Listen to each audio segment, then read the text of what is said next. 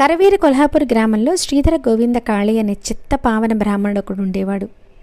ఆయన ఇంటి పరిస్థితి బాగోలేకున్నా ఆయన ఇంగ్లీష్ స్కూల్లో చేరాడు. మెట్రిక్ కూడా పాస్ అయ్యాడు. తర్వాత కాలేజీలో చేరాడు. కానీ ఇంటర్ పరీక్షల్లో అనుత్తీర్ణుడైన కారణంగా కాలేజీ వదిలేయాల్సి వచ్చింది.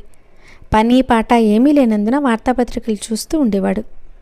ఒకనాడు కేసరి అనే పత్రికలో టోగోయామాల చరిత్ర చదివాడు. కొంచెం ఆలోచించి, నేను భూమికి భారంగా ఉన్నాను, ఇంగ్లాండ్ వెళ్ళి యంత్రవిద్యను ఎందుకు నెరవేరాదు? టోగోయామాల జ్ఞానాన్ని సంపాదించి తమ మాతృభూమి జపాన్ అభ్యుదయానికి పాటుపడి సఫలయ్యారు. అదేవిధంగా జ్ఞానాన్ని సంపాదించి మాతృభూమికి తిరిగి వస్తాను అని ఎన్నో ఆలోచించాడు.